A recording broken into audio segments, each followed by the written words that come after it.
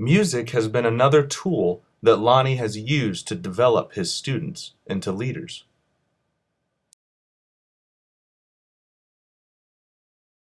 To me, the worship team has always been central in all we've done because music's one that touches the heart, touches the soul of everybody. And quite often I get from people that, well, I don't have anybody who knows an instrument, I don't know nobody knows how to sing, and frankly, we didn't either. Okay, so our worship team started a few years back when Lonnie first got to our church, and back then it was just a few people who barely knew how to play instruments, and basically he and his son worked with them and just kind of built them up to be leaders, and now they lead our band, and our band has grown so large. There's like 40 people in it, and so basically what we do now is that the older musicians kind of bring in the younger ones and just teach them how to play, and we're able to break off into a lot of different groups and go to different things. And students that are learning, and even our grade school students are taking lessons and can't wait to be part of the worship team.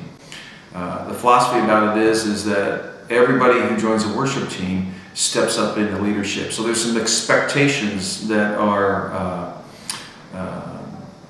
higher than a student who is just sitting in a chair. And the worship team has been a tremendous ministry. It has allowed us to go to other youth groups. It's allowed us to lead worship on Sunday mornings at other churches, at other places and parks and various places where the students will play at. And we started with nothing, but have slowly added to that. Different people have donated instruments and sound boards and all kinds of things like that as we've grown. And we've educated the students not only in their instruments, but also in a philosophy of worship. What is it? What does Scripture say? When they step up on that platform or on that stage, or they get out in front of somebody, their objective is to worship God, and in that process of it is draw others in to worship with them. And I think something unique about this praise team is that they're student-led. Like right now, there are two teams, they have two separate leaders, and those leaders choose the songs, choose the devotions they do, and he really lets them lead. And I think that's different to have 15 and 16-year-olds planning worship services. This was really Lonnie's brainchild. I know that he did something similar up in Chicago and came and implemented it here. And he opened up to anybody who wanted to come. And musically, that's actually kind of counterintuitive. I think right now we have almost 41 students in the student worship band.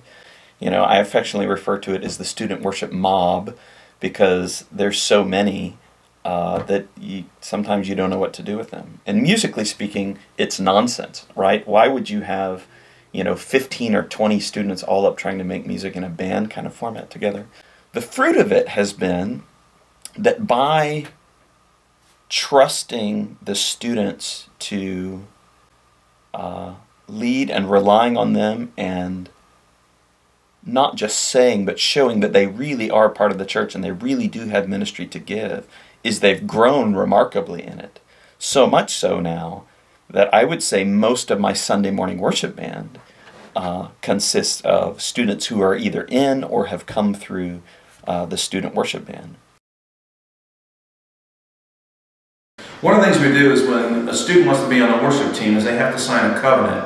And the contract just states a bunch of rules like no dating within the worship group, or you must have lessons with a professional, and that way you can grow in your skills and abilities to play the set instrument that you have. Be at time to practice, be at practices, because if you're not at practice you won't learn anything, you won't grow as a musician or as a follower of Jesus. The primary thing in the covenant is that when you step up to the worship team, you have some responsibilities. You're stepping out of the crowd, stepping onto the stage, so to speak, to lead. And as a leader, you have more responsibilities. The Scripture is very clear about that than someone who is just in the crowd. And that's whether they're running their overheads, whether they're working the sound system, or even dragging cables. That covenant covers some behavior things.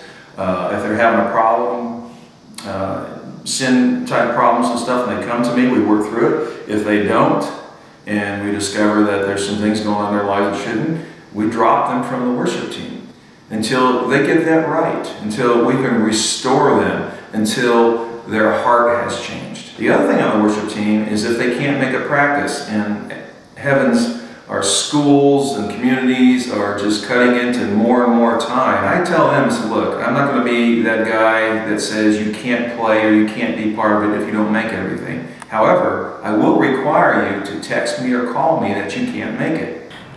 With the pact, it kind of helps enact a sense of companionship throughout the entire band. That way we can hold each other accountable. Sometimes it leaves us short a few band members because they decide to break the rules and have to take a little time out from the band. Maybe it's a few months, maybe a few weeks or a few days. Basically, it's kind of helped us, in my opinion, quite a bit. It's kind of sorting all those people out to where all the people that have the right heart and the right hope and spirit and mindset for the band and those that just want to make it about themselves. One of the things that I get questions about is, well, how do you bring students up? How do you bring leaders up? Basically, it's OJT, on-the-job training. I don't like meetings. Frankly, we spend a lot of time in our lives in meetings that just don't go anywhere.